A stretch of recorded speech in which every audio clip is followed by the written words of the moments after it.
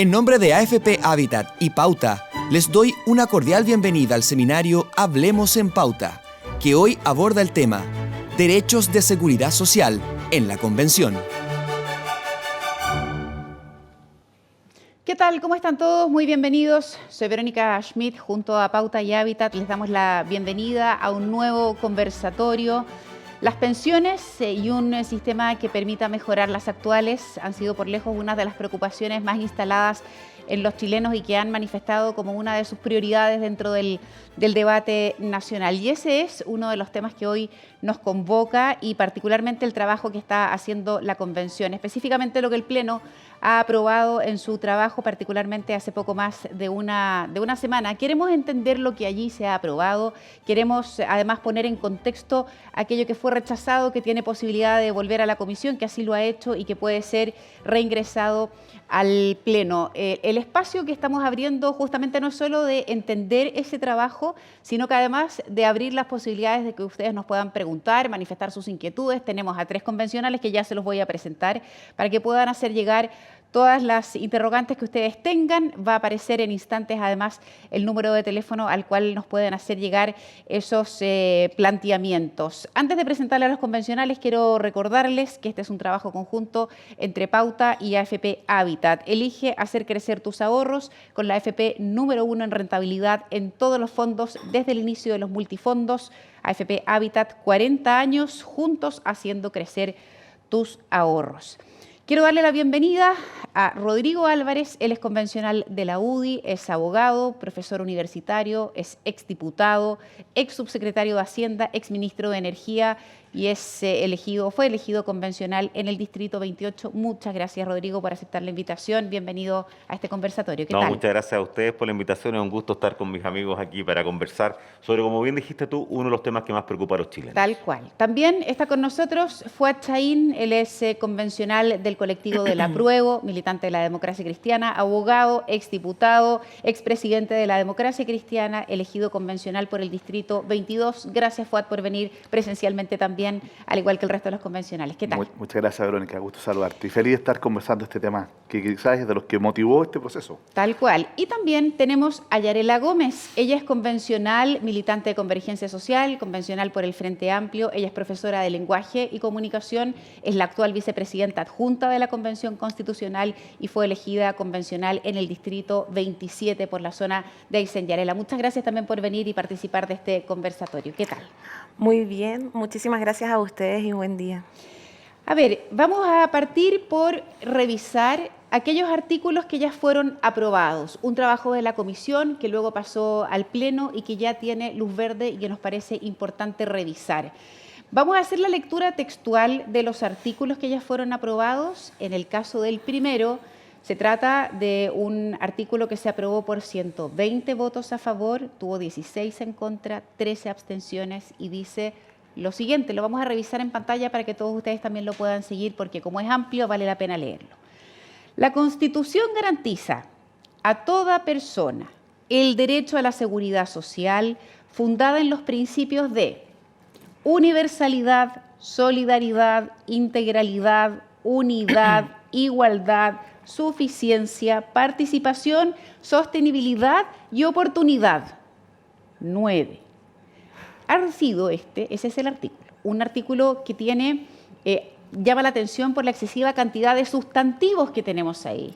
Como dice en buen chileno, el que mucho abarca, poco aprieta. La oportunidad, la unidad, la integralidad, la suficiencia son sustantivos que son relevantes para poner exigencias.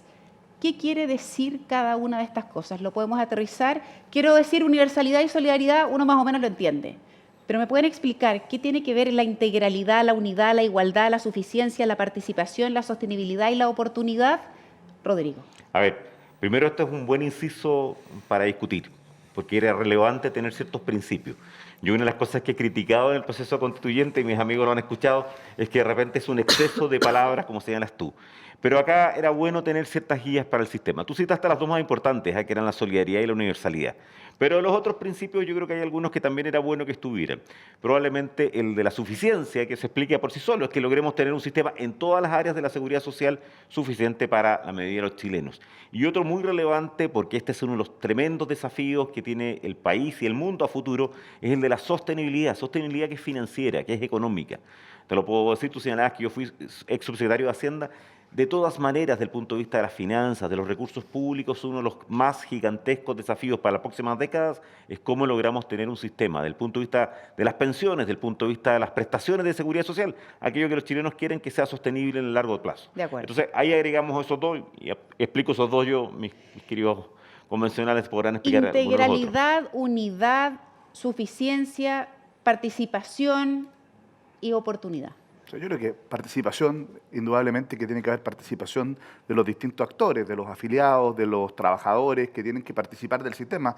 La OIT, por ejemplo, plantea que la administración de las cotizaciones tiene que ser un ente público con un gobierno corporativo tripartito, donde esté el Estado, ¿no es cierto?, que hace un aporte indiscutiblemente, lo hace en el pilar solidario hoy día, los empleadores que debieran hacerlo a partir, ¿no es cierto?, de una cotización de cargo del empleador y los trabajadores que también cotizan y por lo tanto es muy importante su participación, la oportunidad de que efectivamente estas prestaciones lleguen a tiempo y la integralidad que la seguridad social no es solo pensiones, también está la ley de accidentes del trabajo, se ha incorporado el tema de los cuidados, ¿no es cierto? Tiene que ver también con la protección de la maternidad, los subsidios maternales, los subsidios laborales por incapacidad laboral temporal, es decir, tiene que efectivamente tener una cobertura integral. A mí me parece que también faltó un principio, ya que la internacionalización, que es muy relevante, porque hoy día, ¿no es cierto?, donde tú tienes personas que se mueven habitualmente, que tienen que salir a trabajar fuera de Chile, que vuelven, que en definitiva tenga una cobertura que permita, ¿no es cierto?, generar convenios que si tú, por ejemplo, para el pago del subsidio maternal que se calcula las rentas de los últimos 6 meses, también se te consideren, por ejemplo, las rentas que estuviste fuera, si estuviste trabajando fuera para ese cómputo. ¿Por qué? Porque si no se te establece una renta cero y por lo tanto se te castiga por el hecho de haber tenido que trabajar fuera en el periodo previo a ese subsidio, esa licencia maternal. A mí me parece que estos principios son fundamentales porque lo que hacen es dar un marco, inspirar, informar un sistema de seguridad social que son los principios internacionales que están planteados por la OIT y que nos pone un estándar de Estado social de derecho. Perfecto. Yarela, ¿cuáles son de estos conceptos el que te parecería más importante poder explicar, aterrizar o aclararle a quienes nos están escuchando? Mira, es interesante lo que sucede en torno a lo que señalaba Rodrigo, porque es cierto que son una serie de sustantivos y ahí hay un tema, porque la gente dice, ¿qué significa todo esto junto? Todo eso junto lo que hace es crear un marco sobre el cual se va a diseñar, es una línea de orientación. Y eso es trascendental, porque no significa que hicimos un cúmulo de palabras que solo considerábamos que eran bonitas. No, cada una de ellas tiene un significado que son los pisos de seguridad social que bien explicaba Fuad, que responden a la OIT y su recomendación 202.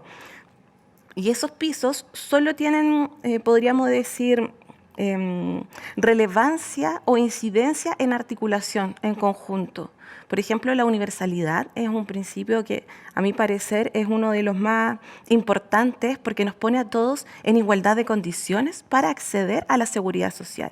Es decir, que si tengo alguna eventualidad, como en la vida, por ejemplo, cesantía, o por ejemplo, quiero ser madre, todo ese tipo de cosas no debiese a mí impedirme tener acceso a la seguridad, a esas prestaciones básicas que de manera colaborativa vamos a desarrollar en conjunto como sociedad. Esa es la idea general de ese marco. Y lo bueno de que sean estos principios y que solo sean principios es que me permite flexibilizar, no rigidiza. No rigidiza la estructura. ¿Y eso no abre espacio para demasiada interpretación y que cuando hay mucha interpretación posible, los que son abogados me pueden corregir, se puede prestar para que como somos humanos, que una persona lo interprete de una forma, la siguiente de una manera distinta y así, y al final no quede suficientemente establecido? Mira, mi crítica que se hace un instante atrás, que la he repetido y la he escuchado, es a lo extenso y a lo detallado que en general está... Rodrigo, perdón, hay un problema con el micrófono, a ver si lo podemos arreglar porque no lo estamos escuchando. A ver, Fuad, sí podemos... Mira, yo creo que, las normas tienen dos clasificaciones, por así, las reglas y los principios. Estos son principios que justamente sirven para orientar, sirven para interpretar. Más bien son útiles para la interpretación, porque lo que reconoce es que lo que es la inspiración que está detrás, ¿no es cierto?, de un sistema de seguridad social de acuerdo a lo que establece el constituyente. A mí lo que me parece más grave es cuando se plantean muchas reglas concretas que lo que hacen no es establecer marcos, sino que definen claramente cada uno de los elementos en la Constitución. ¿Por qué? Porque la realidad política, social va cambiando y eso hace que muchas veces las constituciones que establecen demasiadas reglas terminen después, ¿no es cierto?, desactualizadas en el corto plazo y tienen que modificarse. Yo creo que este marco de principios, lejos de generar problemas para la interpretación, lo que hace es que ayuda a la interpretación y te da un marco conceptual que está bien definido, ¿no es cierto?, a través de convenios internacionales, está bien definido también por todo lo que es la doctrina respecto de qué es lo que significa la seguridad social. Y creo que ese inciso primero, por eso tuvo tanto apoyo, porque yo creo que de alguna manera claro, es algo 120 bastante compartido. El problema es que después se empiezan a colocar ciertas reglas que, por ejemplo, uno de los incisos que se rechazó habla de prestaciones definidas. Lo decía en uno de los artículos. Vamos a ir a eso. Eso es un sistema de reparto. Eso era señalar claramente que la única manera, en el fondo, de cumplir con estos principios era con un sistema de reparto. Y yo, por lo menos, voté en contra porque creo que la regla debe permitir un sistema mixto que también permite dar cumplimiento a lo que dice el inciso primero, pero no se casa con un sistema único como el de reparto. Vamos a ir a eso después para ir a analizarlo, Rodrigo. No sé si ahora está bien ahora el sonido. Sí, se escuchó perfecto. Ahora sí. Si solamente, y voy a solamente complementar algunas de las cosas que dijo Fuad. Yo he sido muy crítico de una Constitución que está siendo excesiva. Llevamos 302 artículos aprobados. Y esta no es un prejuicio de abogado, es porque mientras más simple la Constitución, más fácil va a ser para las personas entenderla. Y por lo tanto he sido en general crítico de esta visión un tanto desmedida en el detalle y en los temas. Pero curiosamente en este punto probablemente es uno de los que uno puede aceptar. Primero por lo que decía Fuad, de que son una serie de principios. Pero segundo porque son principios, complementando lo que dijo hace un instante Yarela, que van al legislador. Si todo este sistema finalmente es el Congreso, lo que sea, la Cámara, la que va a tener que definir en detalle. Y estos mandatos, y curiosamente todo ese listado largo que tú dices, es bastante entendible y es bastante conocido. Entonces para el legislador van a ser reglas bastante claras de lo que tiene que hacer como sistema.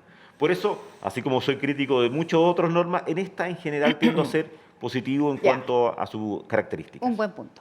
Quiero además recordarles que tenemos un número disponible para que todos aquellos que nos están siguiendo a través de este conversatorio nos envíen las preguntas. Vamos a ir revisando los otros artículos, aquellos que, como recién adelantaba Fuad, fueron rechazados, que tienen posibilidad de volver, que tienen posibilidad de perfeccionarse, así que va a aparecer en pantalla, ahí está, con más 56999220938, nos escriben y al final vamos a tratar de transmitir todas las inquietudes que vengan hacia nuestros convencionales.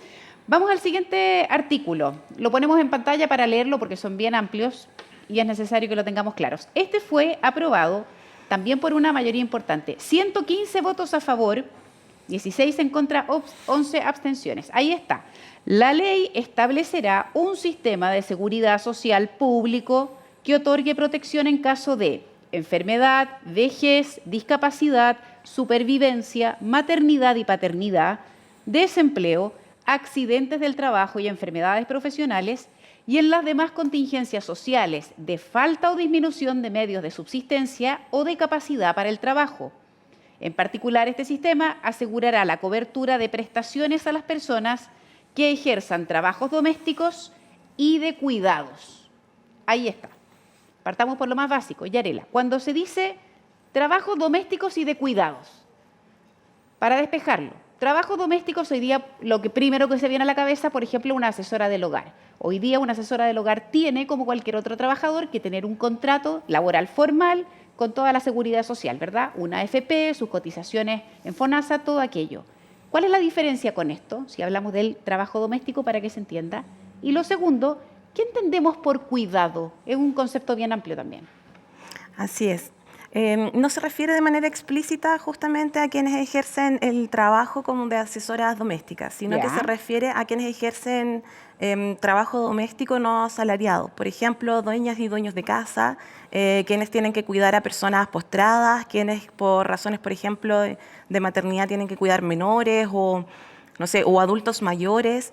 Todas esas labores suelen también estar siempre asociadas a o quienes la ejercen somos las mujeres de manera mayoritaria.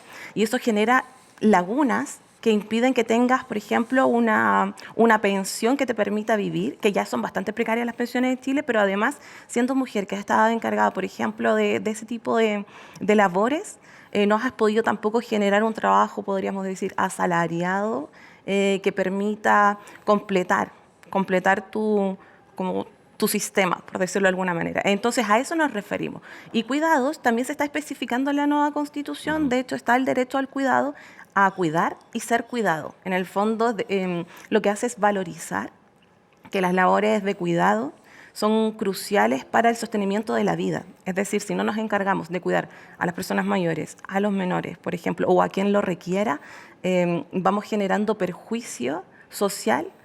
Y lo que hace esta norma es tratar de todos esos elementos, ponerlos y decir, nos tenemos que cuidar entre todos, porque también quienes cuidan ayudan también al desarrollo del país. Y eso también se ha cuantificado como en el equivalente al PIB, que no recuerdo el número exacto, y no lo voy a decir para que no generemos esa confusión clásica de no me acuerdo el número, pero a eso se refiere, esa es una idea. Pero hay algo que igual es interesante, que quiero decir de lo que mencionaba Rodrigo. Efectivamente, esta Constitución está teniendo muchos artículos, pero eso también está dado no solamente por el marco que abre la discusión constitucional, sino que porque, por ejemplo, las leyes orgánicas constitucionales no van a ser elementos que estén en la nueva Constitución. Y hoy es cierto que la Constitución actual tiene menos artículos, pero también tiene un pack de leyes orgánicas constitucionales que engrosa eso.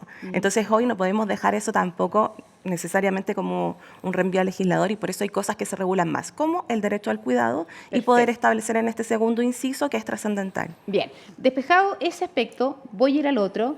Cuando hay también un aspecto importante cuando dice que se mandata un sistema público. ¿Cómo queda allí entonces la participación privada en este aspecto? ¿Qué pasaría, por ejemplo, con entidades como las aseguradoras, las mutuales, las mismas AFP? ¿Qué ocurre con eso, Rodrigo? Solamente complementar una cosa que dice Arela, que hay un grado incorrecto ahí, porque sobre las leyes orgánicas, y esto para que lo sepa la gente, igual las vamos a tener. Lo que pasa es que no van a tener un quórum especial, pero vamos a tener ley de partidos políticos, vamos a tener ley del sistema electoral, vamos a tener del Banco Central. Entonces igual vamos a tener esa cantidad de artículos. Cuando yo me refiero a esta Constitución tan grande y que va a costar comprenderla, es porque incorpora decenas de temas, incorpora normas sobre juntas de vecinos, incorpora normas sobre residuos, incorpora normas sobre el ocio. Entonces, a eso me refería. Pero vamos a la pregunta de fondo. Yo creo que este es uno de los errores de este inciso segundo, al aludir exclusivamente a un sistema público. Y de hecho, cuando uno escucha algunos de los discursos, parece que es absolutamente, y se confunde, ese público en estatal. Hay varios discursos que decían, esto es del Estado, cuando en realidad hay una enorme cantidad de instituciones privadas con y sin fines de lucro que ayudan a la seguridad social. Como dices tú, están las mutuales, están las cajas de compensación, las mutuales encargadas de, por ejemplo, los accidentes del trabajo, las cajas de compensación, aseguradoras, el mundo privado de la administración de los fondos, como son las AFP, pero no son las únicas. Todo eso no está específicamente denominado. Y por lo tanto, si uno hace una interpretación, como algunos hacían en sus discursos, estricta, y es señalar de que están refiriéndose a un sistema estatal, estamos en un problema mayor para el futuro de Chile. Un sistema público es distinto, son ordenamientos o son disposiciones, pero lo que necesitamos para resolver el problema de seguridad social, no solo al Estado, sino que también la acción del sector privado, que tenga fines de lucro y aquel que no tiene fines de lucro. Las mutuales son un ejemplo de uno, administradores de fondos son otro, y lamentablemente este artículo es confuso. Yo espero que en el trabajo que está haciendo ahora la Comisión y en futuras indicaciones quede claro que nos estamos refiriendo a toda la capacidad de la sociedad de ir en ayuda de temas de seguridad social. Un detalle nomás, la Comisión de Armonización en esto no tendría algo mínimo que hacer desde la redacción, poder aclararlo, No, porque la Comisión de Armonización tiene que destacarle al Pleno contradicciones, pero no puede cambiar ni una redacción ni borrar una. Pero todavía esta es una materia que todavía desde la Comisión de Derechos Fundamentales puede mejorarse y perfeccionarse. Mira, yo comparto la observación, creo que es importante la responsabilidad pública, un Estado que tiene que ser garante, no necesariamente tiene que ser el prestador, el ejecutor de cada uno de los elementos de este sistema público, y en eso hay que hacer una diferencia. A mi juicio no se trata de un sistema estatal, se trata de un sistema público. ¿Por qué? Porque son temas de interés público, no hay nada de mayor interés público que la seguridad social, donde el Estado no puede desentenderse. A mí me parece que la interpretación de esa norma, con otra que se rechazó, insisto, que establecía un sistema único de reparto, eso es más complejo. Yo creo que indudablemente este sistema tiene que financiarse también de manera mixta, es decir, una parte con rentas generales y una parte con cotizaciones obligatorias que se autoriza al legislador a poder establecer. Yo creo que hay elementos que indudablemente hay que cambiar, de las cosas no pueden seguir como están. Yo creo que el sistema mixto lo que implica que toma lo mejor del reparto, que es decir, establecer cierto piso mínimo de prestaciones universales para todos, que establezcan un piso de dignidad universal, pero sobre eso toma también lo mejor del sistema de capitalización individual, por ejemplo en pensiones, que es el incentivo al ahorro. ¿Ya? El incentivo al ahorro, es decir, el Estado te garantiza prestaciones universales como piso mínimo para todos y por otro lado te incentiva al ahorro. Ahora, ¿quién administra? Yo creo que ahí yo tengo quizá una diferencia con Rodrigo, porque yo creo que aquí tenemos mal puesto la competencia. La competencia está en la administración de alguna manera, de la cuenta, ¿no es cierto? Y no de los fondos. Y eso es un error, porque casi el 90% de los costos de la AFP es en el área comercial. ¿Ah? El área comercial. ¿Ya? Hoy día se auspicia hasta el campeonato de fútbol por una AFP, ¿no es cierto? Entonces, es en el área comercial. Y en realidad la competencia tiene que estar en la rentabilidad. Tú podrías tener un administrador público con participación de todos los actores, Estado, empleadores y trabajadores, de las cuentas, y que en los fondos pueda existir efectivamente competencia por mayor rentabilidad, pero con una lógica de seguridad social también, y también con una lógica de interés público en qué se invierten efectivamente esos recursos. Pero el Estado, de lo que no se puede desentender, del piso mínimo de dignidad. Eso es efectivamente seguridad social. Y yo creo que eso es lo que está detrás de esta norma. Yo la aprobé, pero insisto, no se puede confundir con lo estatal porque hay distintos actores y me gustaría incorporar más, por ejemplo, cooperativas, ¿ya? Sí. No solo las mutuales, sino que cooperativas que puedan también formar parte de un sistema público de seguridad social para dar cobertura a todas estas distintas prestaciones que tú recién leíste y que me parece que son muy importantes, porque no solo son las actuales, sino que también nuevas. Yo valoro mucho lo de cuidado, ¿eh? Porque mira, muchas personas sacrifican su vida laboral activa porque tienen que cuidar a un adulto mayor postrado, a un niño que está en una situación de discapacidad, ¿no es cierto? Y eso no lo puede dejar desamparado desde el punto de vista de la seguridad social. Ahí tenemos que tener una responsabilidad colectiva. Yarela, ¿en qué pie o en qué lugar también queda la posibilidad de elección para las personas afiliadas o para los cotizantes? Esa posibilidad de que cada individuo pueda decidir si va a un sistema estatal en el contexto público, pero estatal, privado, ¿dónde está esa posibilidad? Eso es súper importante. Aquí no hay ninguna norma expresa ni un inciso que restrinja la posibilidad de acceder a prestadores privados, ni tampoco de prestadores privados que no pudiesen acceder, por ejemplo, en esta discusión de lo público y lo estatal. Y yo creo que justamente, y de hecho no solo lo creo, efectivamente esto es una norma que señala lo público y no estatal a propósito, como para decir justamente que tiene que establecerse la garantía, va a ser el Estado el primer prestador, no necesariamente el prestador, pero sí el garante. Y entonces no hay ninguna norma expresa que señale lo contrario. Y generar justamente mayor detalle respecto de esto, a propósito de eso, igual es un poco un sinsentido, porque si yo no estoy generando ninguna exclusividad de prestación, por ejemplo, del Estado, porque no dice estatal, dice público, no tienes por qué hacer un reenvío expreso al revés. Entonces aquí no hay ninguna norma que limite la prestación, no hay ninguna norma que impida al privado ingresar. Y eso es súper importante tenerlo claro. Ya. Pero me permite una cosa, porque ahí sí que hay algo bien relevante. Tú nos nombraste 9 principios. Faltaba, el primer artículo, sí. Faltaba el 10º, la libertad. Y eso no está. Y eso es complejo el día de mañana sin duda alguna, para el legislador. Yo hubiera preferido que quedara específicamente claro que esto es algo que además las personas quieren tener. La libertad para elegir quién administra. Por de pronto que quedara claro que va a haber ahorro privado. Pero segundo, la libertad para que las personas puedan elegir quién administra sus fondos. Yo no tengo ningún problema, y en eso no tengo discrepancia con FUAT, de que haya un organismo público que pueda administrar parte de los fondos y que compitamos por rentabilidad. La rentabilidad del sector privado, si uno lo mide en todo el funcionamiento del sistema, es UF más 7,5%. La mejor rentabilidad que ha podido prometer o ofrecer algo similar del sector público es UF más un 4,5%. Por lo tanto, no tengo ningún problema en competir y que se compita, pero debería haber estado mucho más clara la libertad del afiliado, estamos hablando en este caso de previsión, para poder escoger qué sistema de administración quiere para sus dineros. Ahora, Pasa que para algunos aspectos se dice, en ninguna parte dice que quede algo prohibido o que determinado sector no participe. Pero para otros temas, como por ejemplo el de la salud, sí se hacen expresiones más específicas. Sí. Como por ejemplo lo que dice relación con la salud, que sí da lugar, por ejemplo, a la participación de actores privados asociados a organizaciones sin fines de lucro. Estoy pensando en lo que puede ser el cambio para las ISAPRES, donde ahí sí se especifica. Entonces, para el caso de las pensiones, ¿no sienten que está más restringida aquí la participación de los privados si yo lo comparo con lo que se pudo escribir en lo que a salud se refiere, donde a las ISAPRES sí se les especifica o se les pone un rayado de cancha más concreto, Yarela? Mira, es interesante esa pregunta porque de hecho se reitera, como por qué en algunas cosas las especifican más que otras, ¿cierto?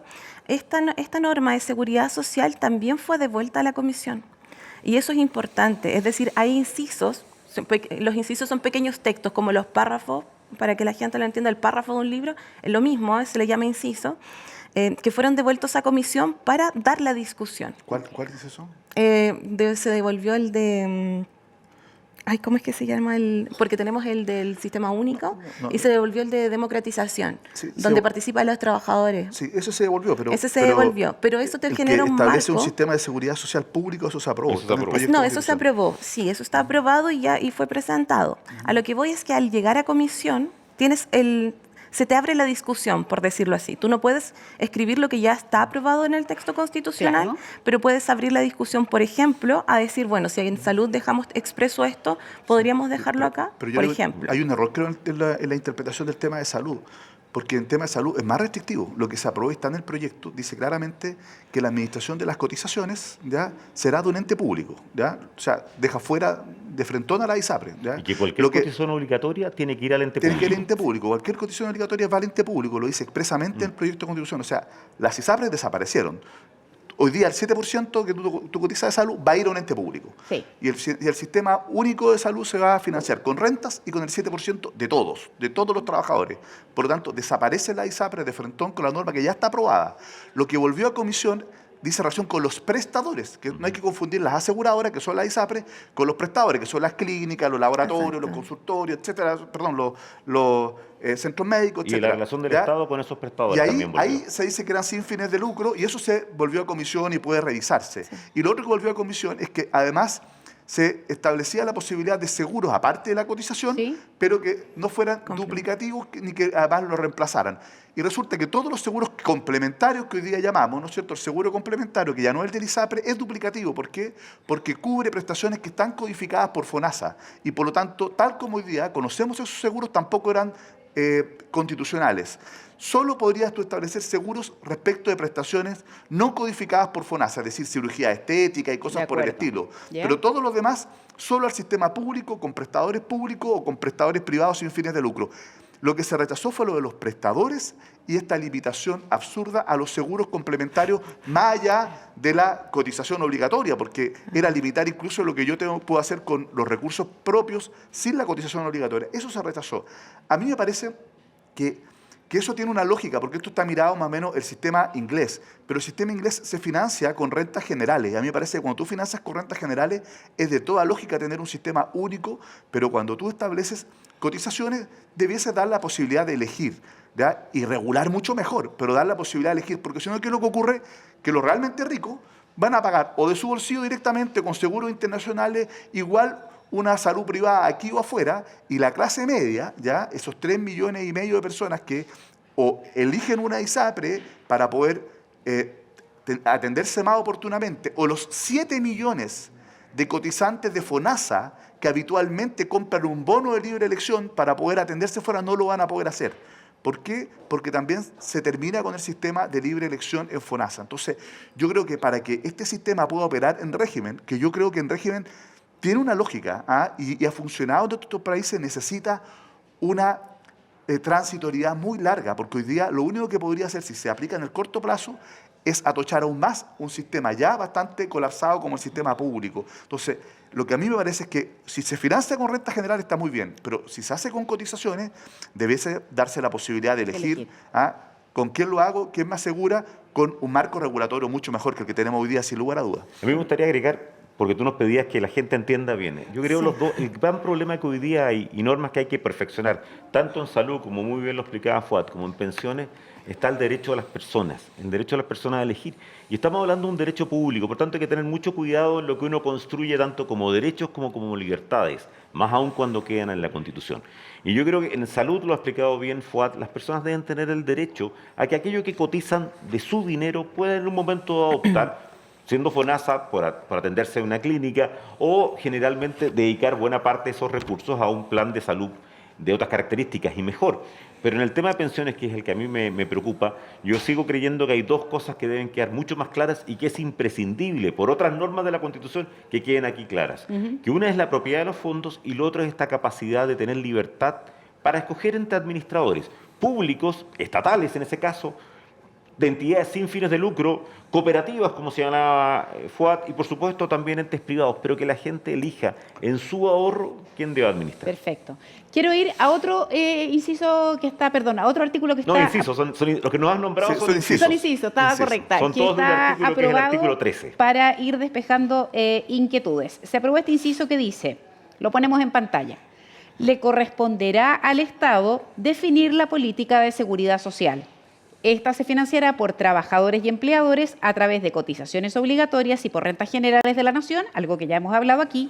Los recursos con que se financia la seguridad social no podrán ser destinados a fines distintos que el pago de los beneficios que establezca el sistema. Está perfecta esa norma. Juan dice, está perfecta. Vamos a ir despejando esas inquietudes. Para algunos, el hecho de evitar que los fondos se ocupen para algo distinto de las pensiones estaría diciendo que no se pueden heredar. ¿Qué interpretación hacen ustedes, Yarela, para darle la pregunta, el tiempo de forma compartida?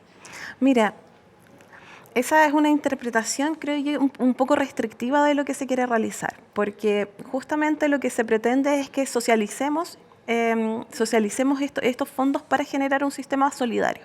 Esa es la idea. Entonces, todos los fondos se van a...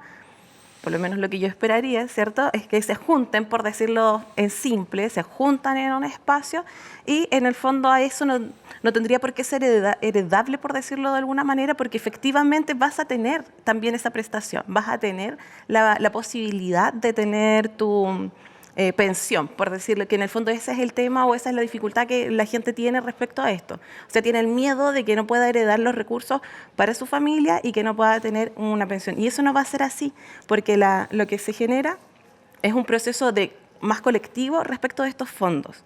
Entonces, es otra mirada. Es cierto que es una mirada distinta o parcialmente distinta de lo que hemos tenido hasta ahora. No me queda claro, Yarela, porque finalmente lo que se busca entender es si cuando un trabajador se muere, los ahorros que tenía, sean en el sistema público, estatal, privado, lo que fuera que quedara, ¿esos ahorros se van a heredar a su familia o van a ir a perdonando la expresión, un gran saco para todos y que se va a repartir para seguir haciendo la solidaridad entre todos? Mira, pasa exactamente lo mismo que explicaba antes. No hay una norma expresa que diga, por ejemplo, estos fondos van a ser expropiables, por ejemplo, o este fondo no va a ser heredable. Por tanto, nada nos indica que va a ser así. ¿Qué se rechazó cuando se quiso poner que fuese así? Que si la memoria no me falla, fue Cantuarias y Rebolledo, la convencional. Se ha querido poner 5 veces ya. Ya. Yo lo he votado a favor. ¿Por qué, si es un tema requete contrasensible, no se pudo explicitar que fuese así? Es que tiene que explicitarse y por eso vamos a seguir insistiendo. Mira, y acá hay que dividir dos cosas. Uno es los actuales ahorros. Y para que tengamos claro, son 171.000 millones de dólares ahorrados por los chilenos. Sí. Esos son de ellos.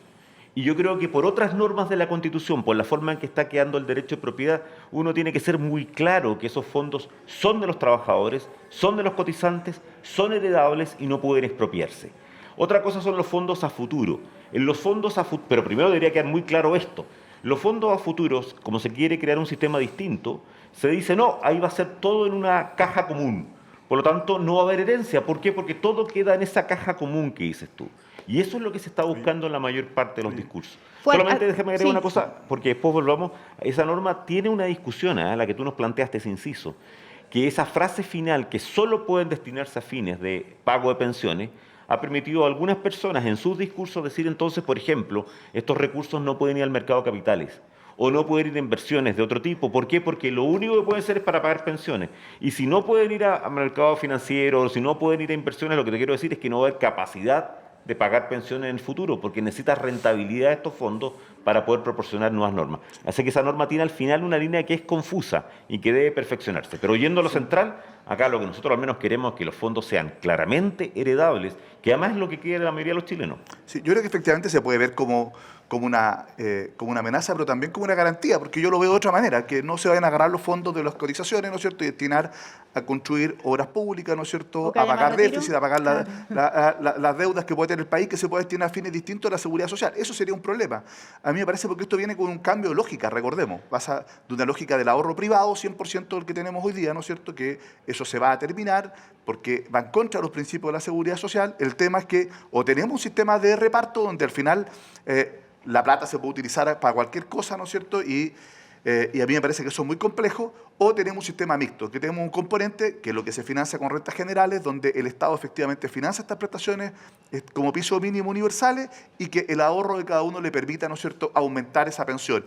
Y que la cotización de cargo del empleador, por ejemplo, pueda ir a un ahorro colectivo. Sí. O sea, con 3 pilares. Lo que aportan los empleadores a un pilar de ahorro colectivo con solidaridad. Lo que aporta el Estado a establecer el piso mínimo de prestaciones universales. Y lo que ahorra el trabajador, en este caso con su 10%, efectivamente le sirva para poder tener un diferencial y tener una pensión más alta. Con eso tú también estimulas el ahorro, estimulas la cotización, estimulas porque le das un incentivo para tener una mejor pensión y no quedarse simplemente con el piso mínimo o con lo que te llegue de la redistribución de la cotización del empleador. Entonces, lo que yo lo veo como cierto límite para que esos recursos no sean destinados a otro fin, porque como se plantea que el administrador, y eso venía en otro inciso, iba a ser un ente público, que en manos de este ente público no se puedan destinar a fines distintos, que no tenga la tentación el Estado de utilizar esa plata para gasto en lugar de destinarlo en seguridad social. Ahora, bien, es cierto, ¿cómo el Estado rentabiliza esto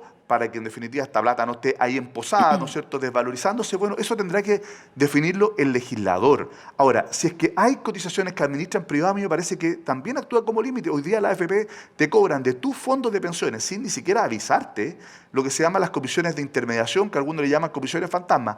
Además de la comisión que te cobran de tu sueldo por administrar el 10%, luego, cuando inviertes en algunos instrumentos, por ejemplo, de fondos mutuos internacionales, te cobran de tus fondos y ni siquiera te informan, ¿ya? Eso tampoco puede ser. ¿Por qué? Porque tú le das la discrecionalidad al administrador que de tus fondos de pensiones ya no lo invierta, sino que te cobre y pague comisiones.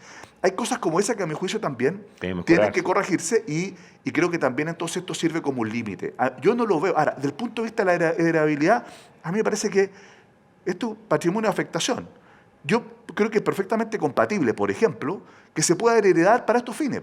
Que la plata que yo tengo en mi cotización para fines de seguridad social, si tú falleces, pueda transmitirse. No lo del empleador, que es un fondo colectivo, no lo que financia con rentas generales, pero lo que va con el 10%, que se pueda transmitir por causa de muerte a tus herederos, pero para ese fin, es decir, pero para la su pensión de pero por supuesto, sus para la hijos, cotización. en el fondo, Ya. no para que vaya ese hijo a comprar Pero ¿sabe lo que pasa? Que además tenemos otro problema, ya que hoy día tenemos, mire, hay un porcentaje altísimo, entiendo, sobre el 50% en el sistema de ¿cómo se llama?, de retiro programado, porque cuando tú vas por el sistema de renta vitalicia, ahí no hay heredabilidad. O sea, eso no se hereda. Cambia totalmente la naturaleza. Ahí tú lo que haces es que compras un seguro, ¿no es cierto? Sí. Y pierdes, por lo tanto, la propiedad de tus fondos. Pero en el sistema de retiro programado, más del 50%, puedo estar equivocado, pero más del 50% de los fondos quedan para los herederos y resulta que la gente se muere con pensiones miserables. ¿Por qué? Porque hay otro problema que tiene que ver con los parámetros, con las expectativas de vida, con cómo se calcula esto. Y eso es, claro, pensando en el sistema actual, pero lo que plantea la Constitución es que tenemos que pasar a un sistema distinto, no a establecer ciertas mejoras a lo que hoy día tenemos, sino que pasar a un sistema de seguridad social que algunos creen que tiene que ser reparto y lo plantearon en la Constitución, por eso yo rechacé uno de los incisos, otros creemos que tiene que ser un sistema mixto que perfectamente cumple los mismos objetivos. Yarela. Sí, respecto de esto yo estoy parcialmente de acuerdo con ambos. Esto es súper positivo porque yo creo que esta última cláusula es fundamental, que los recursos se destinen justamente para pensiones. Y es cierto que pueden haber palabras en el Pleno de alguna convencional, pero eso no significa que sea la representación de los 2/3 que se requiere la norma. Y eso hay que dejarlo súper claro. Tú preguntabas, ¿por qué no se puso de manera expresa? Porque nunca fue una discusión, por ejemplo, pensar en expropiación de fondos. Nadie se le ha pasado por la cabeza eso dentro de la convención. Entonces, sale un tema mediático que en el fondo instala una agenda a la convención. ¿Sí? Y eso, para explicar, la norma o la construcción de esas normas fueron anteriores a ese proceso mediático. Entonces hoy tenemos unas propuestas de normas que si bien no tienen las indicaciones que mencionaban, eso es porque la forma en que se desarrolla la deliberación dentro de la comisión va a tiempo distinto. Por ejemplo, nunca se habla de la propiedad de los fondos de tu cotización, nunca en la Constitución actual. Entonces, Exacto. efectivamente, estás en un problema de desamparo, ¿ya? Porque todo lo pensamos con la actual Constitución y en la nueva Constitución nunca se habla. Y por eso es que a mí me parece que había que incorporar una norma, porque el problema es que en el cambio de texto constitucional pueda quedar totalmente desamparado la propiedad de los fondos que hoy día tienen efectivamente ahorrados los cotizantes en el sistema actual de pensiones y que en definitiva esos puedan utilizarse a lo mejor para los mismos fines de seguridad social, pero de manera colectiva y que por lo tanto lo que cada uno ahorró deje de ser la pregunta en es que concreto su es, patrimonio. Y ¿hay eso es un lugar grave para problema. la expropiación? Es un grave Sí. problema. Y te digo por qué. Y primero, ¿Por qué porque sí? hubo 10 propuestas de normas que llevaban todos estos fondos, que son privados, que son de las personas, a órganos públicos, que los administraban exclusivamente, que los administraban con criterios de reparto. Y eso en la práctica es una expropiación. Es cierto que acá hemos llegado a un montón de acuerdos, lo que es muy positivo, y con Yarela ya este es el segundo programa que estamos discutiendo esto y llegamos a acuerdos. Pero yo creo que acá hay una urgencia, y creo que una urgencia de la gente, de saber qué pasa con sus fondos. Y debido a que también se está cambiando el modelo de expropiación, el modelo de propiedad en otros artículos de la Constitución, yo creo que es indispensable lo que recién decía Fuad, dejar clara, absolutamente fuera de toda duda, de que los fondos de que uno ahorra son tuyos y no son expropiables y son heredables. A ver, para que quede súper claro, Sí. así como está puesto hoy día y aprobado este artículo, ¿da pie para la expropiación? Aunque Yarela diga, en ninguna Sí, parte está dicho que no. Así como pero está. mira, hay Por una- supuesto La que Yarela sí. dice que no y Por usted supuesto dice que que sí, sí. porque el artículo de expropiación te permite expropiar todo lo que pero- tú quieras como Estado de Chile con una ley el día de mañana. Pero ni- Y te dejo también una cosa. Y además porque depende de cómo tú construyas para futuro estos fondos. Si el punto está en que tú quieres, y yo al menos pienso, que en futuro esa parte de ahorro privado que decía Fuad, que es imprescindible. Estamos de acuerdo incluso en que el sistema de prevención futuro tiene que ser tripartito, 3 pilares. Esa parte de ahorro privado sea siempre tuya. Y eso hoy día no está garantizado, como tampoco está garantizado los actuales fondos de pensiones. Yo quiero poner un solo punto. Si se hubiese aprobado el artículo, creo que el cuarto, ya que... El inciso cuarto, sí. El inciso cuarto del artículo que establecía el sistema de reparto en el fondo, sin decirlo, bueno, en esa misma norma que volvió a comisión y todavía no sabemos cómo Sí, va a ya regresar voy a al ir a Pleno, ¿ya? Si se hubiese aprobado, estaríamos en la Constitución frente a una expropiación indirecta. Así es. Frente a una expropiación indirecta en la Constitución. Por eso es que rechazamos ese artículo, porque hablar de prestaciones definidas, lo único que establece prestaciones definidas es un sistema de reparto. Y por lo tanto estaríamos pasando en la Constitución ya de un sistema de capitalización individual puro como el que tenemos hoy día, a un sistema de reparto absoluto, ni siquiera uno mixto, y con eso desaparece el ahorro individual. Y Ya. por lo tanto, de haberse aprobado esa Así norma, ya estaríamos en una expropiación indirecta en el texto constitucional. Entonces, ojo con eso, porque a mí me parece que las normas tienen efectos jurídicos, no solo hacia el futuro, sino que también respecto Voy a ir del a- sistema que tenemos hoy día. Por eso Ya hay que que has tener mucho tocado cuidado. 2 veces el punto, vamos a ir al tiro a eso, que es lo rechazado y que es lo que para algunos significaba un sistema de reparto así bien específico. A ver si el equipo de dirección me ayuda, porque es el artículo que decía, el inciso, perdón, que decía y que fue rechazado. Sí. El sistema de seguridad social garantizará un sistema de pensiones que establezca prestaciones definidas, oportunas y suficientes que den certeza respecto del monto recibido. Eso era lo que para algunos significaba la descripción exacta de un sistema de reparto. ¿Cómo podría volver esto al Pleno para que se pudiera despejar, como fue rechazado, cualquier posibilidad de sistema de reparto? O sea, podría perfectamente este artículo cumplir su objetivo sin esa norma, sin ese inciso, ¿ya? De hecho, y con el inciso tercero. y si es que vuelve eliminando O sea, podría no volver. las prestaciones Sí. definidas, ¿ya? Las prestaciones definidas. ¿Por qué? Porque el sistema mixto lo caracteriza que tiene estos tres pilares, ¿no es cierto? Ahorro, el cargo del empleador, condición que te carga el empleador, el financiamiento público, rentas generales y el ahorro individual. Y cuando hay ahorro individual, eso efectivamente hace que tu prestación no pueda ser definida. ¿Por qué? Porque hay una mayor pensión como incentivo a la cotización, al ahorro, ¿ya? Y eso a mí me parece que es muy importante. Ahora bien, creo que esta norma cumple sus objetivos, ¿ah?, con los primeros incisos sin necesidad de este último. Este último a mí me parece lo único que genera es problemas, es incertidumbre. Ojalá no vuelva, como muchas normas no vuelven después del Pleno, y creo que eso ayudaría mucho, ¿no es cierto?, a despejar cierta incertidumbre que ha generado este debate de manera, creo yo, innecesaria. Me quedó una duda respecto del tema de la expropiación y quiero cerrar eso para dar pie a las preguntas que tienen las personas que nos han ido conectando. ¿Por qué en la izquierda de la Convención se rechazó la indicación respecto de la posibilidad de expropiar aquello que algunos convencionales habían puesto como Rebolledo y Cantuarias, que no se puede nacionalizar, no se puede expropiar todo aquello? Si el gobierno incluso mandó un proyecto de ley. Tuvimos oportunidad aquí en Radio Pauta de conversar incluso con la ministra Jara, la ministra del Trabajo, y ella era muy clara en decir que el gobierno no está por apoyar ninguna iniciativa que dijera relación con que a los trabajadores se les pudiera quitar sus ahorros, expropiar, ni mucho menos. ¿Qué pasaría, por ejemplo, si ese proyecto de ley prosperara en el Congreso, quedara en la actual Constitución, y después en la Constitución, si es que se llegara a aprobar, no se dijera nada respecto de eso? Hay dos cosas que no conversan entre sí. Claro. ¿Cómo se entiende? Ese es lo que trataba de explicar delante y quizás puedo seguir desarrollando esa idea. En el fondo, la discusión de la comisión y cómo se construye esa norma está en una discusión extemporánea respecto de la agenda política que se está dando.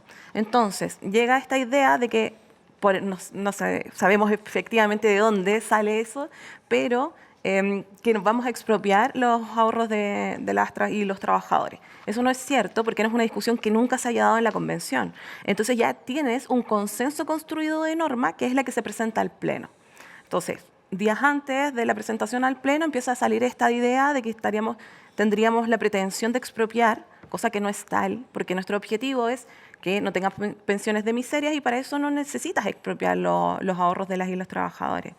Entonces, las discusiones van en tiempo distinto. ¿Y por qué digo esto? Porque así como se devuelven incisos, también hay margen para seguir discutiendo, para poder discutir ese tipo de cosas. Y efectivamente, lo que se hace con esta instalación mediática de la Constitución, que al parecer, si es que se aprueba el proyecto del gobierno, sería la Constitución que te garantiza que no te expropian las pensiones, versus una nueva Constitución que no te dice de manera expresa eso, evidentemente es una campaña comunicacional que quiere tendenciar y quiere llevar la Convención hacia ciertas ideas. Y yo creo que existe un ánimo general para conversarlo. Es un tema que hoy día es tan sensible y cuando Exacto. había iniciativas que al principio yo recuerdo iniciativas como Con mi plata no, que estaba además en un momento de mucha preocupación para la gente. Fue la iniciativa más votada por las personas. Solo brevemente para eso.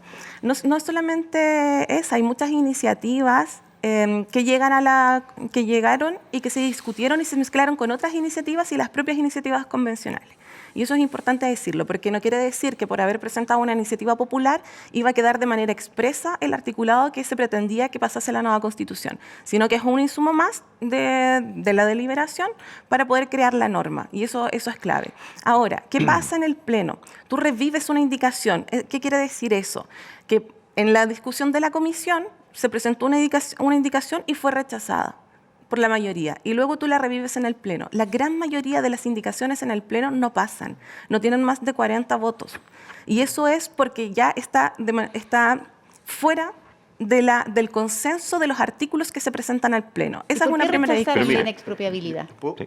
Es que justamente ese es el punto al que estoy tratando de explicar. Es una discusión que se dio en la comisión o probablemente no se dio y simplemente se generó la indicación, y lo que sucede ahí es que las indicaciones que se reviven en el Pleno no pasan de manera expresa al artículo porque no sé, estás generando Sí, un pero inciso Yarela, tercero pero mira, y le veamos, pones eso. pero- adelante. Pero estemos de acuerdo en algo. Primero, estamos en una constitución que no regula simplemente si algo se discutió o no discutió en la comisión. Tiene que regular las próximas décadas. Sin Yo le duda. creo a Boric de que él no tiene en su programa expropiar los fondos de pensiones, ni mucho menos. Pero esta constitución no pretende regir solo para el gobierno del presidente Boric. Es regir hacia el futuro y tiene que dar certeza. Y hoy día esa certeza no la da el texto constitucional. E insisto, esa norma que afortunadamente no pasó en el Pleno, ¿ya? Y que volvió a comisión, establecía ya no por una decisión gubernamental, sino que en la propia Constitución una expropiación indirecta de los fondos. Y hay mucha plata hoy día que está ahorrada, que es el ahorro de los trabajadores, el esfuerzo de ellos, y por lo tanto tenemos que ser muy cuidadosos en eso. Por último, me parece un contrasentido que el gobierno busque blindar esos ahorros con un proyecto que prohíbe la expropiación en una Constitución que está muriendo y que sus convencionales voten en contra de la misma norma en la Constitución que pretende nacer a partir del 4 de septiembre. Eso a mí me parece un contrasentido. Primero, que no es solo una tendencia o no es algo instalado, lo aprueba el propio proyecto del gobierno. O sea, si esto no fuera una preocupación real, el gobierno, el presidente Boric, no hubiera mandado este proyecto. Lo tiene que mandar porque es una preocupación real. Segundo, hay más de 10 proyectos que después fueron discutidos en la comisión de personas que querían en la práctica, ya sea directa o indirectamente, nacionalizar fondos, entregando estos fondos a un organismo público, eliminando las cuentas individuales, etc. Se rechazaron, pero existen. Tercero, esta convención ha nacionalizado en otras comisiones la industria minera, la industria forestal, la industria de las sanitarias, etc. Entonces dice, acá hay una preocupación mayor por el tema de la propiedad. Cuarto, uno dice, pero esto es muy simple. Si no hay la intención, en caso alguno, de expropiar los fondos, pero algunos tenemos la duda, bueno, dejémoslo claramente establecido en la Constitución. Si nadie tiene la intención, bueno, ¿cuál es el problema de poner la norma entonces? Que digamos claramente que esto no es expropiable, que esto es heredable y que esto es propiedad de los trabajadores. Si nadie tenía la intención, ya lo mismo, ponemos la norma. Los que tenemos la duda, quedamos todos tranquilos. Yarela. Sí, yo quiero mencionar respecto de eso, nosotros también rechazamos el inciso de prestaciones definidas, porque justamente ya lo explicó Fuad de cuál era el problema que tenía. Por tanto, no es incoherente respecto de esto otro. Ahora, yo creo que hay un margen de discusión que sigue. O sea, esto no se ha cerrado, no es una discusión que esté absolutamente zanjada y existen posibilidades para, por ejemplo, atender esos temores. No sé si de manera expresa, como estaban en esas indicaciones, pero sin embargo es una materia sobre la cual estamos preocupados porque queremos responder también y aplacar los temores de la ciudadanía. ¿Y si esto vuelve al Pleno, ahora lo aprobarías, por ejemplo? En los términos en los que está redactado, no. Pero sí dispuestos a conversar para llegar a un consenso de 2/3 que permita dar seguridad ante esta campaña del temor o del miedo hacia que vamos a expropiar fondos que no están. Y respecto de lo que decía Rodrigo, el informe de medio ambiente se rechazó. O sea, no existe norma minera de nacionalización. Pero, Yarela, si yo reconozco todo lo que tú has dicho, no lo quiero discutir. Lo que quiero decir pero para ser expreso respecto de las palabras. No, pero faltan normas transitorias. Pero este es el ambiente de la convención, digamos, para algún grupo convencional. Por lo tanto, cuando uno dice esto no es tendencia de la centro-derecha a inventar algo, no. Nosotros hemos visto esto, no en ti, evidentemente, pero en sectores bien importantes de la convención, toda esta visión de la propiedad. Por lo tanto, reitero, esto es extraordinariamente simple. Si hay personas que no quieren expropiar los fondos, no debería importarles poner la norma. Si hay personas que tenemos la duda, debería ser bastante lógico entonces que todos concluyéramos que es bueno ponerla. Porque así quedamos todos tranquilos de que esto no se va a expropiar, de que esto es propiedad de los trabajadores y que esto es heredable. Y hoy día no está así. Yo creo que poner un cogollito, que es cierto, aquí tenemos ley del péndulo con muchas cosas. Sí. De repente, en muchas cuestiones que era la privatización total, la mercantilización de todos los derechos sociales, un tema depredador de los recursos naturales, y hoy día nos estamos pasando absolutamente para el otro lado, pero hay que reconocer que había cosas que efectivamente funcionaron muy mal. De partida, ¿no es cierto?, el rol del Estado en la regulación, por ejemplo, de la AFP, que permitieron que la AFP estuviera metido en el caso La Polar, que estuviera metido en el caso Cascada, que estuvieran en la fusión trucha de la AFP. Y lo quiero decir porque la superintendenta, que en lugar de regular y fiscalizar, lo que hizo fue poner a la Superintendencia de Pensiones al servicio de dos grupos norteamericanos, el grupo, ¿no es cierto?, principal y el grupo de Cupron y el grupo, digamos, dueño de Provida, ¿no es cierto?, para que con la fusión de dos AFPs de papel, el grupo MetLife, el otro AFP Trucha, se embolsillaran $500 millones de beneficios tributarios.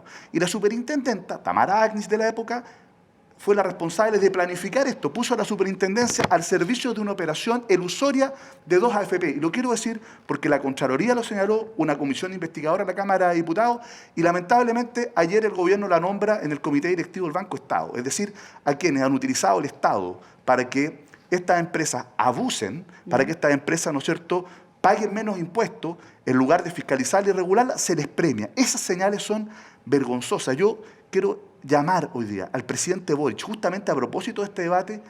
Seguramente él no está informado de esto, y a lo mejor lo hizo simplemente el ministro de Hacienda, que revoque ese nombramiento, porque es una pésima señal del punto de vista de la probidad y del punto de vista de la ilusión, y que no ratifique a Tamara Agnich en el Banco Estado, porque es el símbolo de una institucionalidad llamada a fiscalizar y que se puso al servicio de los intereses privados. Yo solamente quiero decir en ese punto que yo discrepo de la interpretación de FUAD, pero será una materia que discutiremos. No, pero leen el informe de la Contraloría.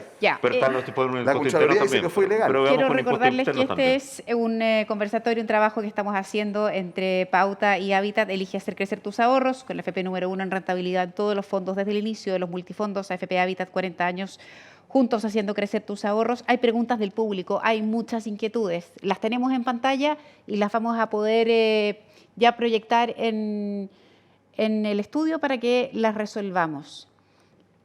Me dicen que esto se ha preguntado mucho, y hemos tratado de resolver o de resumir allí. Con la nueva Constitución, ¿mis fondos están en peligro? ¿Sería más seguro traspasarlos a una compañía de seguros o es lo mismo? A ver, hay mucha gente que no puede traspasarlo porque depende del momento. Estos son patrimonios de afectación que tienen un transcurso en el tiempo. Pero yo sí quiero decir que esto es una de las demandas. Cuando la gente analice la Constitución, yo siempre les digo, trate de pensar los temas que eran realmente importantes para ustedes y cómo lo resolvió la Convención. Yo creo que este tema de los fondos es una de las cosas más importantes para los chilenos. Es muchísimo dinero que todos han ahorrado con mucho sacrificio. Entonces hay que decirle a las personas que yo creo que sí, deben estar preocupados y deben tener una buena solución por parte de la Convención Constituyente. Y por eso decía hace un rato, ¿cuál es esa buena solución? Cuando hay tanta inestabilidad en esta materia que lleva al propio presidente Boric a tener que presentar una reforma constitucional garantizando que los fondos no van a ser expropiados, y como bien decía Fuad, cuando estás pensando en una constitución que debe durar 4 décadas. Bueno, yo creo que tenemos que lograr, invito a todos a seguir conversando y indicándole a sus convencionales constituyentes que ojalá en la Constitución quede absoluto y totalmente claro que esos fondos son de propiedad, son heredables y no son expropiables. Y creo que eso es clave, y eso es muy sencillo y ojalá lo hagamos.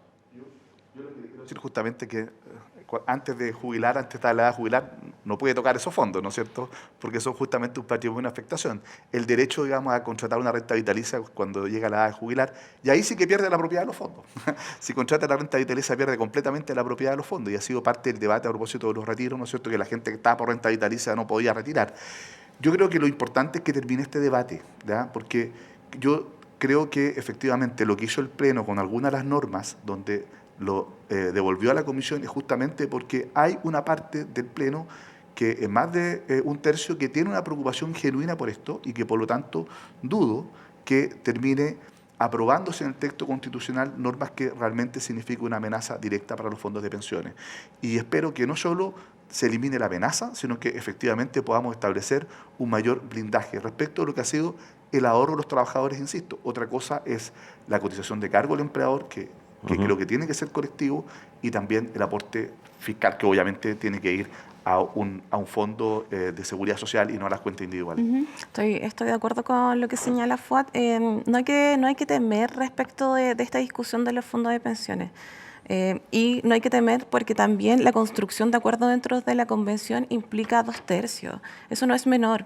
Eso permite que justamente aquellos extremos, porque está hacia ambos lados, tenemos posiciones, diríamos yo, que no se encuentran, busquen un consenso que se va ajustando hacia el sentido, podríamos decir, el sentido común, que es el que nos moviliza acá. No es que nosotros queramos expropiar fondos de pensiones de las y los trabajadores, nosotros también somos trabajadores. Entonces estamos construyendo un marco de acuerdo social, colectivo, que efectivamente nos permita estar preparados ante las incertidumbres que pueden venir. Esa es la idea de seguridad social, y en ningún caso los fondos están en riesgo. Y eso hay que tenerlo súper claro, y hay que también, coincido también con lo que señala Fuad, esta es una discusión que debe acabar. debe acabar porque es una discusión impuesta, es un voladero de luces respecto de lo que está sucediendo realmente dentro de la convención. Y eso es grave, porque atenta contra la fe pública, atenta también contra la democracia, a mi parecer, no ser lo suficientemente pertinentes respecto de la información y la discusión que se está dando dentro de la convención. Pero demos certeza en el texto, yo creo que es el desafío. Lo que pasa es que el debate también uno puede pensar se va a extender en la medida que siga generándose duda respecto de lo que se está escribiendo o aquello que no se está escribiendo. Entonces se produce un círculo vicioso respecto de seguir abordando un tema que todavía presenta vacíos de incertidumbre. Pero te lo pongo de una No forma solo muy en las fácil. pensiones, en muchos otros temas. Claro, que la pero es gente que es muy dice que fácil. Miren, esto es muy fácil de entender. Es tal el nivel de preocupación que el propio presidente Boric tiene que mandar un proyecto de reforma constitucional actual. Ok. Después hemos tenido 5 votaciones en que se dice esto. El Pleno y las comisiones están disponibles a decir que los fondos son de propiedad de los trabajadores, no son expropiables y son heredables. Y se hace esta pregunta así de simple. Y se ha rechazado 5 veces. Entonces, no es porque uno esté instalando algo, es porque existe una preocupación, la gente quiere tener esa propiedad y le hemos dicho varias veces, no, Sí, no está claro. Yo le creo a Yarela. No, yo también, Yo le totalmente. creo, pero lo importante es que no solo las palabras y las intenciones den certeza, sino que el texto constitucional lo haga. Yo creo que si no están de acuerdo con una redacción determinada, o como muchas veces lamentablemente ocurre, no están de acuerdo con quien propone la indicación y eso determina el resultado, bueno, propongan un texto distinto, pero que dé certeza, que logre las mayorías y que le demos tranquilidad, porque creo que un texto constitucional está llamado a dar certezas y no a generar incertidumbre ni inseguridad. Eso es por definición una constitución política. otra pregunta que me dicen que ha sido así también de las más reiteradas. La resumimos en esta inquietud que va en pantalla. Con lo aprobado, ¿me suben o no me suben las pensiones? Primero, yo lo decía también en campaña, la realidad de las pensiones actuales es más propio de la reforma de pensiones que tiene que tratar el Congreso que nosotros. Segundo, es evidente que el objetivo de subir las pensiones se va a alcanzar con un nuevo, mejor modelo de pensiones, que es el que ha planteado tanto Yarela como Foati, que yo coincido, un modelo tripartito en que está el aporte del Estado, que está el aporte entre todos solidario y de lo empresariado, y que está nuestra cotización individual y de ahorro privado. Pero lamentablemente hay que decírselo a la gente, porque hay que ser sincero en esto. El aumento de pensiones para los actuales pensionados, al menos en los próximos 4 o 5 años, depende de la reforma de pensiones que tramita el Congreso, mucho más que de lo que puede hacer la Convención Constituyente, que lo que crea es un buen sistema que funciona más a mediano y largo plazo, al menos en materia de pensiones. Ya, ese es un punto. Lo que está debatiéndose hoy día va a ser aquello que van a cosechar en buenas cuentas los que estamos hoy día en edad laboral activa y que no vamos a jubilar un Probablemente tiempo personas más. que al menos les Los que ya quedan están 5 o 10 jubilados, años antes de O sea, jubilarse. no solo eso sí que esto de alguna forma lo que hace es darle un mandato al legislador y a los gobiernos, al Estado. Y desde ese punto de vista creo que desde el punto de vista de los principios el tema de la suficiencia es muy relevante. Es decir, efectivamente te obliga a hacer un esfuerzo para que nadie, por ejemplo, tenga pensiones que lo hagan vivir bajo la línea de la pobreza, ¿ya? Y creo que eso es un elemento fundamental. Y ahí es donde está la garantía. Por eso estamos hablando de derechos sociales que pasan a estar garantizados en la Constitución. Eso es lo que define un Estado social de derecho. Y a mí me parece que, si bien es cierto, el impacto concreto está en la regulación del sistema, la reforma de pensiones, lo que plantea esto es un marco que es obligatorio para el legislador. Y a mi juicio, el principio de suficiencia, que fue uno de los que leíste tú en el inciso primero de esta norma, es muy relevante, porque lo que tenemos que garantizar es que nadie, después de una vida de trabajo, no tenga una vejez digna y que viva en la pobreza. Eso a mí me parece que es fundamental y que es lo que debe caracterizar un Estado social de derecho, y eso es un marco que otorga el proyecto de Constitución y que por lo tanto debería tener un impacto en la discusión de las políticas públicas. Coincido con ambos. Y quizás aquí explicar a la gente por qué no va a tener un efecto inmediato, como en la pensión de quienes están hoy en edad de jubilarse. La Constitución es el marco, es como una estructura, está como a esta altura. Y luego vienen los legisladores, diputados, diputadas, senadores actualmente, que hacen las leyes. Y ellos son los que hacen esa bajada. Entonces la Constitución está pensada en un proyecto país a mediano y largo plazo. Entonces, podemos hacer normas transitorias que nos van a mover desde lo que tenemos ahora a lo que dice la nueva Constitución. Pero eso no va a cambiar de, no sé, el 5 de julio o el 5 de septiembre cuando se apruebe la nueva Constitución. Vamos a tener más tiempo para ello y tiene que ser así, tiene que ser paulatino y tiene que ser gradual porque necesitamos que funcione. Entonces, si me preguntan hoy, no, la nueva Constitución no va a subir la pensión de la persona, pero sí te va a establecer un marco de seguridad social que va a garantizar que si tienes alguna dificultad, vamos a poder entre todos sortear eso. Perfecto. Bien, Rodrigo Álvarez, Fuachain, Yarela Gómez, muchas gracias por la claridad que era el objetivo de esta conversación, con la que han podido plantear sus lineamientos respecto de esto, con la que hemos podido ir aclarando aquello que fue aprobado, aquello rechazado también. Estas preguntas, créanme, claro, planteamos estas dos, pero fueron las que más se repitieron en el contexto de todas las preguntas que iban entrando al número de teléfono que habíamos publicado al principio del programa. Solo desearles mucha suerte al trabajo que queda, que sabemos que ha sido titánico, agotador, pero desearles suerte en lo que queda. Se van agotando los tiempos y hay un país entero que está muy esperanzado en que esto pueda llegar a buen puerto. Así que a los tres, muchísimas gracias por darse el espacio de venir aquí a Pauta y conversar de este importante tema. Que les vaya muy bien. Muchas gracias. Esté muy bien. AFP Habitat elige hacer crecer tus ahorros con la AFP número 1 en rentabilidad en todos los fondos desde el inicio de los multifondos. AFP Habitat, 40 años juntos haciendo crecer tus ahorros, un espacio de conversación, de diálogo, de escuchar y reflexionar sobre este importante tema en el que ha trabajado la convención y que se va a seguir debatiendo. A nombre de Pauta, muchas gracias a todos los que nos sintonizaron, a los que participaron también con sus inquietudes a través del WhatsApp. Yo los espero en un próximo conversatorio para analizar también otro tema de interés. Que tengan un muy buen día, cuídense mucho. Hasta pronto. Esta fue una nueva edición de Seminarios Hablemos en Pauta. Agradecemos sinceramente su presencia y los dejamos invitados a un próximo encuentro.